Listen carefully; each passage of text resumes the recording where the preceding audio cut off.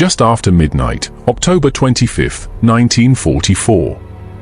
Surigao Strait, the Philippines. The water is black. There is no moon worth the name. An 80-foot boat sits low in that darkness, engines idling.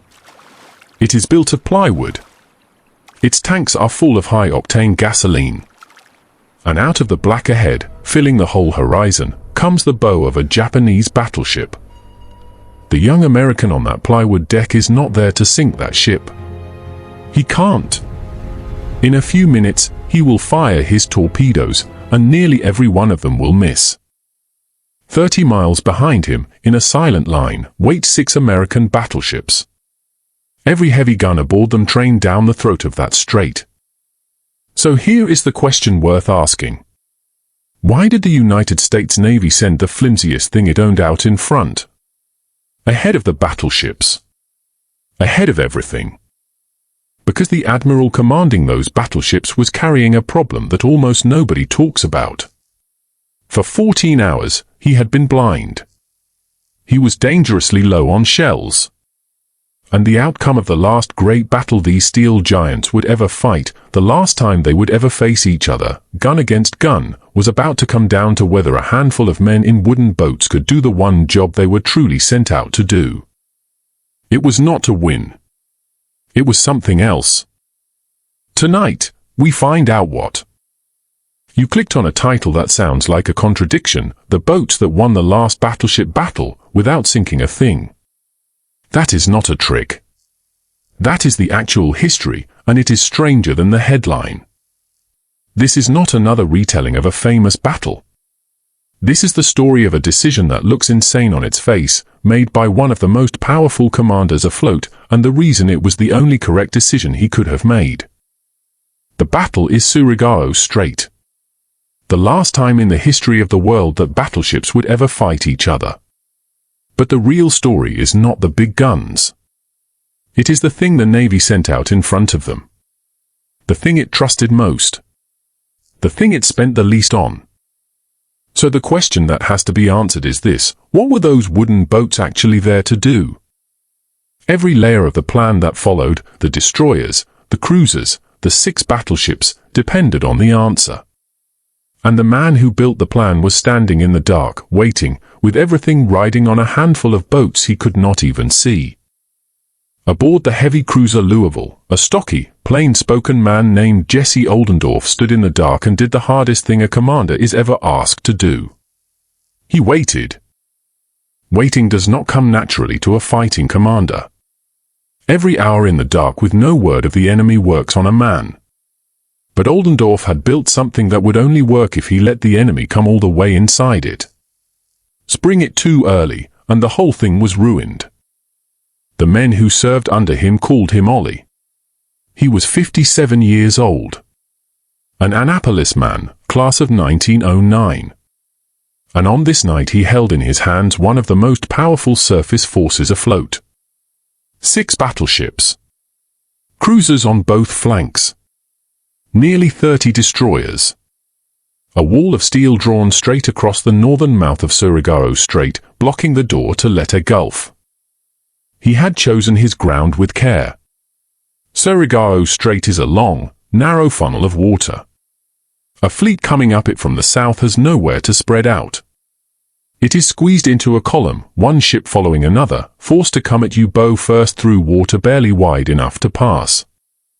Whatever advantages the Japanese believed they carried, the strait itself would strip most of them away. Now look down that line of battleships. You are looking at ghosts. 5 of those 6 had been at Pearl Harbor on the morning of December 7, 1941. Every one of the 5 had been hit.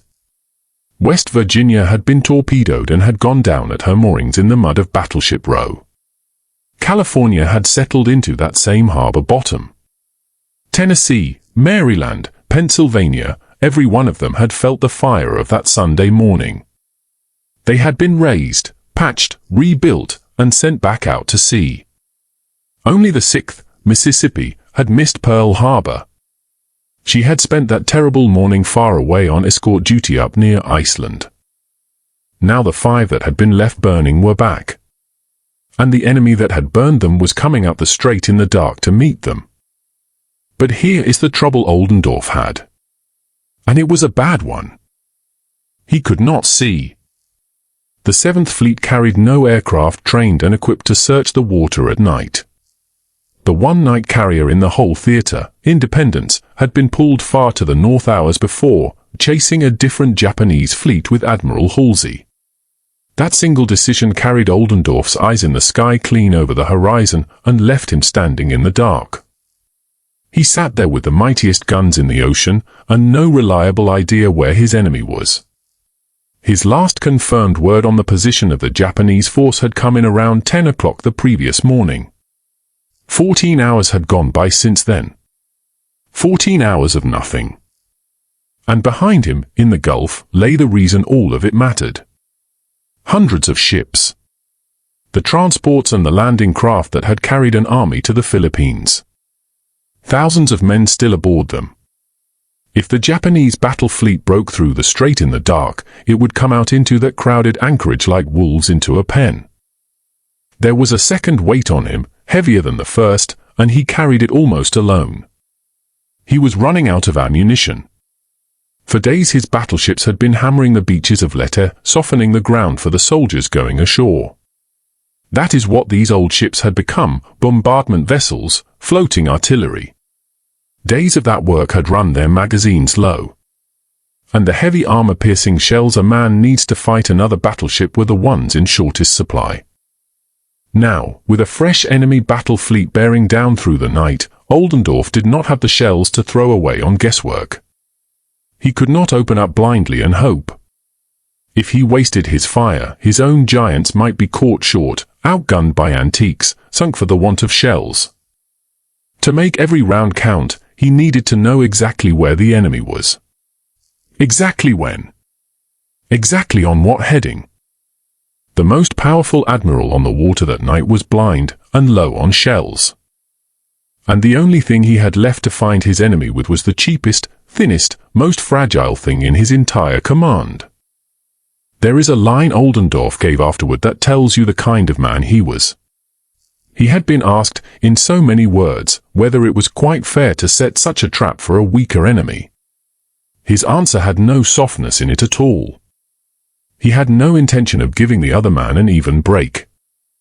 So ask yourself, if you were Ollie Oldendorf, blind, low on shells, with the lives of thousands riding on your judgment, what would you push out ahead of you into that darkness?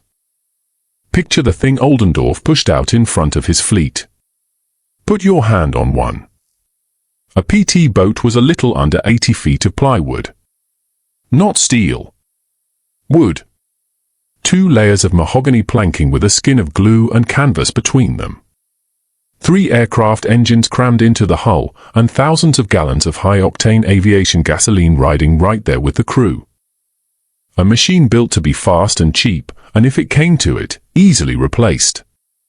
A single shell could open one up like a matchbox. A single tracer in the wrong tank could turn one into a torch on the water. The crews knew it. They were young. Some of them were barely out of high school, ensigns and enlisted boys in soaked dungarees, standing watch on a wooden deck with the sea a few inches below their boots. These were not the glamour boats of the newsreels. A PT boat rode hard and wet and loud. It pounded a man's spine in any kind of sea and soaked him to the bone. It broke down. Its torpedoes were old and cranky, and every man aboard knew not to trust them too far. What the boat had was speed, and a low shape in the dark, and a crew young enough to believe it might get away with anything. On a clear night, one of them could run better than 40 knots. In a fight against anything bigger, that speed was the only thing it owned. The Navy had learned what these boats were good for the hard way, across 3 years and 1,000 miles of the Pacific. Not slugging matches. Scouting. Slipping along dark coastlines and through black straits. Watching. Reporting. Harassing the enemy's night traffic and radioing back what they saw. By the fall of 1944, more than anything else, the PT boat had become the Navy's eyes in the places its big ships did not care to go groping around in the dark. Surigao Strait was exactly such a place. There were 39 of these boats at Surigao that night. They were sorted into 13 little groups of 3, and strung out across the southern approaches like a tripwire, down the throat of the strait, and out into the Mindanao Sea beyond. Some of them posted clear out near Camiguin Island, far ahead of everything and everyone else. This was not an accident. This was not a slip in the plan. This was the plan. Coming up the strait toward that tripwire was a proud man on an old ship. Vice Admiral Shoji Nishimura commanded what the Japanese called Force C. At its heart were 2 battleships, Yomashiro and Fuso. Sisters. Laid down in the years before the First World War. Once counted among the largest warships afloat. By 1944, the world had gone past them. They had spent most of the war in home waters on training duty. Neither had truly been tested in a great gun battle in her life.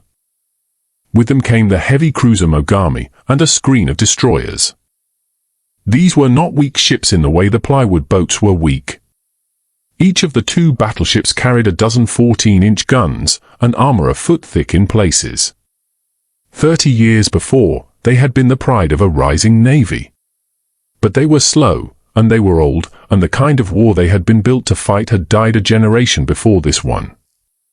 Now they were being spent on a desperate errand in the dark, without the support that was supposed to come. And the man who led them knew it.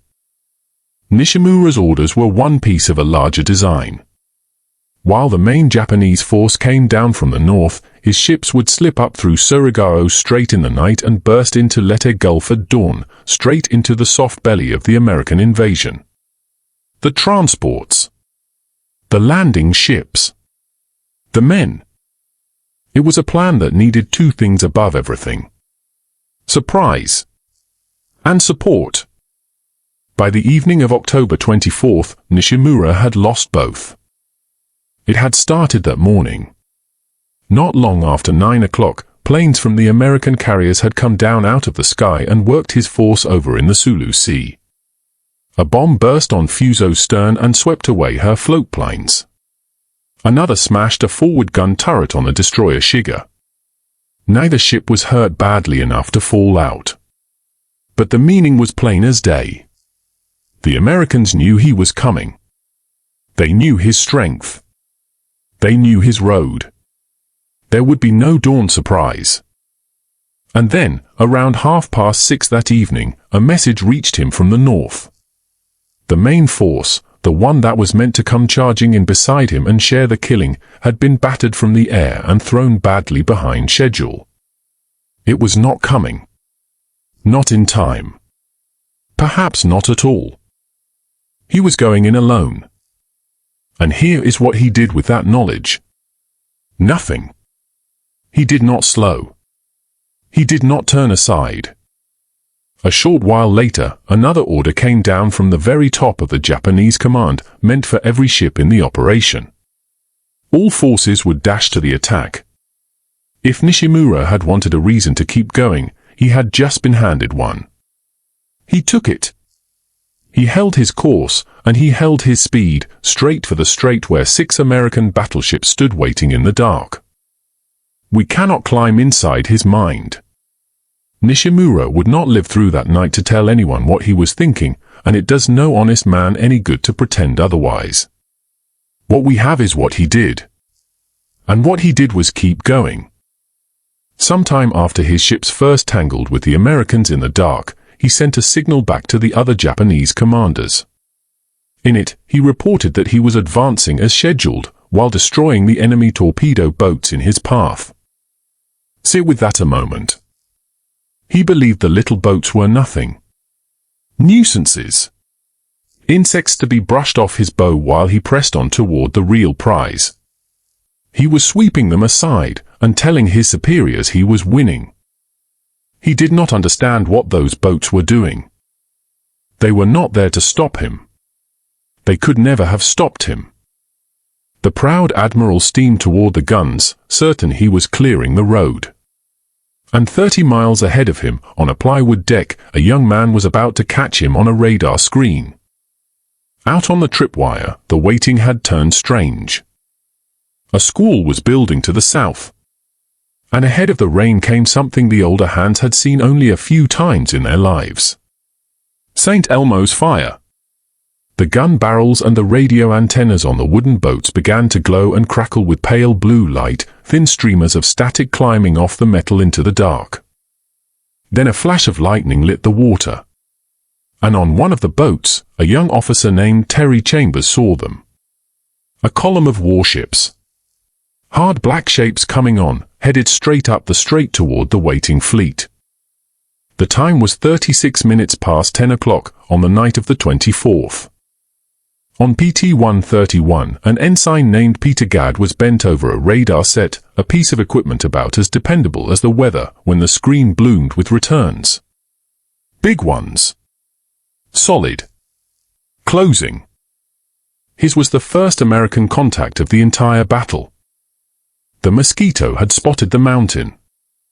3 boats revved their engines and slid into attack. But the Japanese were awake. The destroyer Shiga, a hard, lucky ship that had lived through night after night down in the Solomons, caught sight of them. And the strait came apart. Searchlights snapped on and pinned the little boats against the black water. Star shells burst overhead and turned the night into a sick white daylight. Then the guns. Heavy fire walking in around wooden hulls with no more protection than a rowboat. One shell struck PT-130. It punched clean through the boat without going off. And it killed the radio stone dead. In that instant, the crew that had the enemy square in front of them had no way to tell a living soul. Another boat, PT-152, took a hit that set her afire, splintered her bow, and cost her a man at his gun. Her skipper hauled her out of the light and away.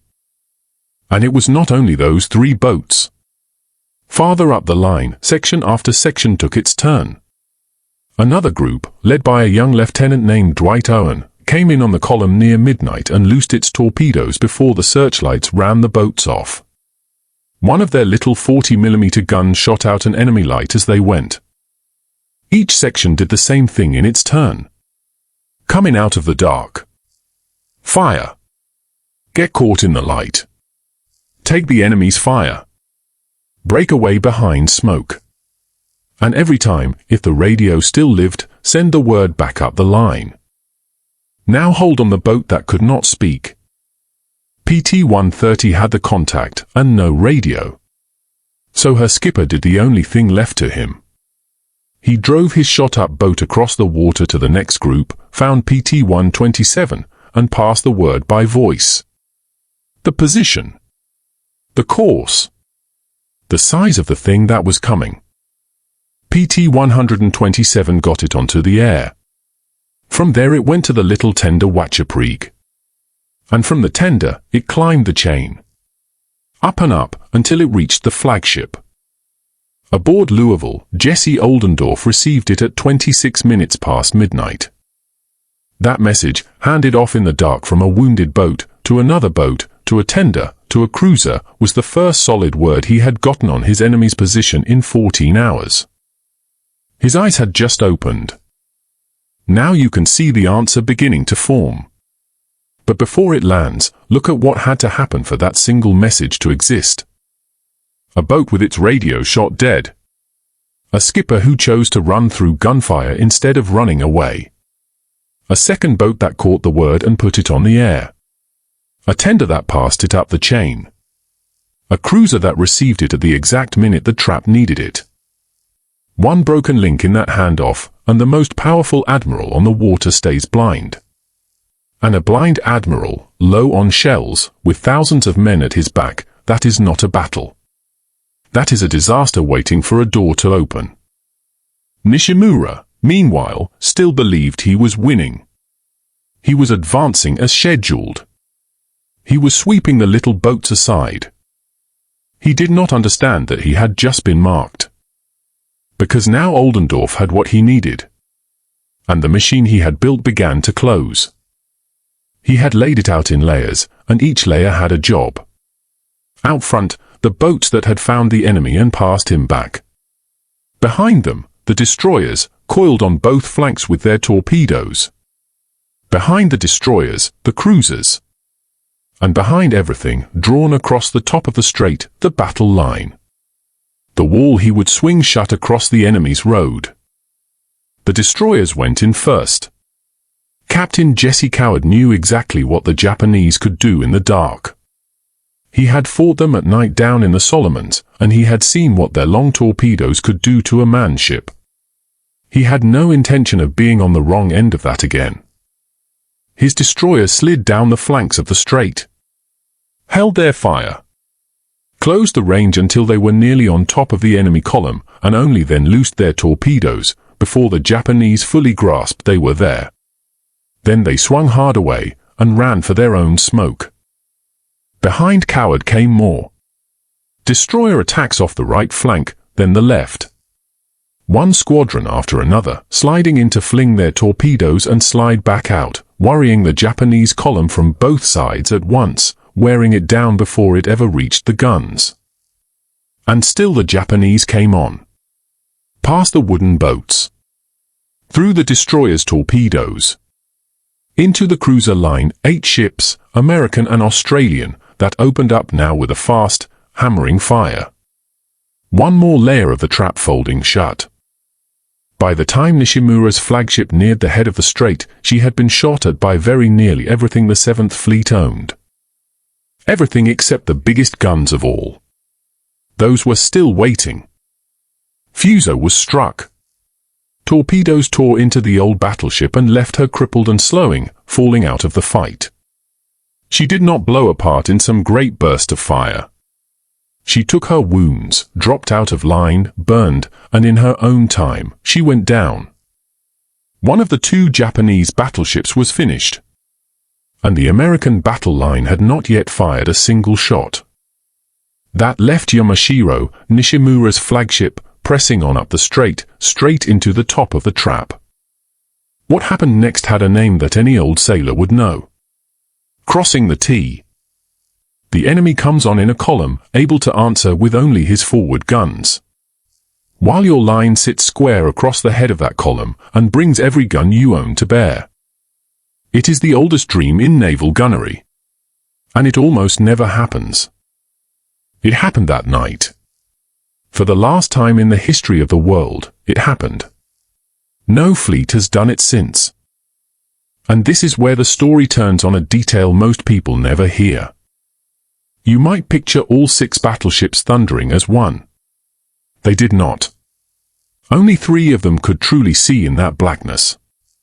West Virginia, Tennessee, and California carried the newest fire control radar sets, the ones that could reach out and hold a target in pitch dark, and lay the shells right on it. When the order came, those 3 opened up with a precision the Japanese had no answer for. West Virginia alone fired 93 rounds of 16-inch armor-piercing steel. Tennessee sent 69. California, 63. The other 3 were nearly blind. Their older radar could barely find the enemy at all. Maryland managed to shoot by watching the splashes of West Virginia's shells and ranging on them, and got off a few dozen rounds that way. Pennsylvania, one of the ships raised from the mud of Pearl Harbor, never found a target the whole night, and did not fire a single shot. Look at what that tells you. Even here, among the mightiest guns on the ocean, the thing that decided the fight was not the size of the gun. It was whether you could see. The ships that could see did the work. The ships that could not stood nearly silent in the line. It is the same truth the wooden boats were built on. Only now, it was written in 16-inch steel. And the 5th Pearl Harbor ship, Mississippi, the one that had missed that Sunday morning, fired exactly 1 salvo into the dark that night. That single salvo was the last time in the history of the world that one battleship would ever fire its great guns at another. An age of war ended in the flash of those guns. And the men firing them did not even know it. This was the reckoning the old ladies had waited 2 years for. The ships pulled from the harbor mud. The ships the enemy had counted as finished. They stood across the strait and collected the debt in full. Think of the men at those guns. Some of them had been at Pearl Harbor. Some had stood on burning decks that Sunday morning, or dragged shipmates out of the oil, or felt their ship settle into the mud beneath their feet. Some had spent 2 years listening to people call these old battle wagons relics, good for shelling beaches, and not much else. Now the same ships, and in more than a few cases, the same men, had the enemy's battle fleet coming straight up the muzzle of every gun they owned. They had waited a long time for this. They did not waste it. Yamashiro drove into that storm of fire with no fire control radar of her own, shooting back at whatever she could see. She took hit after hit. She burned. At last, she turned to go back down the strait the way she had come. She did not make it. She rolled over and went under in the dark. And Vice Admiral Shoji Nishimura stayed with his ship to the end. Behind him, the rest of his force came apart in confusion. Ships that could not find one another in the night ran into each other in the dark. A fleet that had steamed in with such certainty no longer knew where its own vessels were. There was a second Japanese force in the strait that night, a smaller one, trailing some miles behind Nishimura under another admiral, Kiyohide Shima. It came up into the wreckage of the first, into the burning water and the ruin of Nishimura's ships. In the confusion, Shima's own flagship, Nochi, ran headlong into the crippled cruiser Mogami and tore open her steering. Shima took one long look at what was left of the fleet ahead of him. And then he did the only sensible thing any Japanese commander managed in that strait all night. He turned around. And he left. One side had fought as a single machine, every part passing the enemy hand to hand, from a plywood deck all the way up to a 16-inch turret. The other had come in blind and alone and proud. And it had been swallowed whole. So we come back to the question we started with. Why did the United States Navy send its weakest ships out first? Because their job was never to sink the enemy. Their job was to see him. To name him. To hold on to him in the dark. And to live long enough to hand him back to the men with the heavy guns. They fired most of their torpedoes that night, and hit almost nothing. By the cold count of tonnage sunk, they failed. And they were indispensable anyway. Without their eyes, the blind admiral stays blind. The ammunition runs out on guesswork. The perfect trap never closes. Think about what that means. The most powerful surface force afloat, 6 battleships, cruisers, nearly 30 destroyers, was built around the trust that 39 wooden boats, manned by boys, would do the one thing nothing else could do. Find the enemy in the dark, and pass him back. Of all the ships that came up Surigao Strait under Nishimura's flag that night, one came back. The destroyer Shiga, battered, scorched, alone, pulled clear of the wreckage and limped away to the west. 2 days later, she reached Brunei Bay. She was the only survivor of Nishimura's force. One ship, carrying the whole story home. Behind her, at the bottom of the strait, everything else. There were no cameras down there in that darkness. No reporters riding the wooden boats. Most of the men who did the work that night went home, if they went home at all, and never spoke much of it afterward. They were the ones in the plywood boats out front, sitting on their gasoline, listening for steel. They were the destroyer men who ran the torpedoes in close and turned back into their own smoke. They were the gunners on the old ships the enemy had left burning at Pearl Harbor, back now, and handed their honor again. They did the work that no movie remembered. And they turned the last great battle of the battleship age. That is a hard thing for a fighting service to believe about itself. That the worth of a man is not measured by what he destroys. That the smallest, cheapest, youngest thing you have can be the thing everything else depends upon. A navy that will trust a 20-year-old in a plywood boat to be the eyes of its most powerful fleet and will build its whole battle around that trust is a particular kind of navy. That is the thing worth honoring here. When the sun finally came up over Surigao Strait, the water was quiet. Oil on the surface. Wreckage. The morning coming on soft and grey over a stretch of sea where a whole fleet had vanished in the night. The wooden boats were still out there in that grey light. Some of them were pulling men from the water now. Enemy sailors clinging to wreckage, hauled up over the side of the very boats that had marked their fleet for the guns a few hours before. It was a small thing. But it was the kind of small thing that tells you something about the men who did it. 39 boats. 6 battleships. 1 night. And the last time in the history of the world that the giants would ever face each other, gun against gun. The boats never sank a thing. They were never meant to. They were the eyes. And without them, the blind admiral stays blind, and the last great battle of the battleship age is never fought at all. The smallest thing in the fleet carried the whole weight of it. That is how close it ran. That is how much this navy was willing to trust to its smallest men. And that is the story the history books took the big ships for and missed.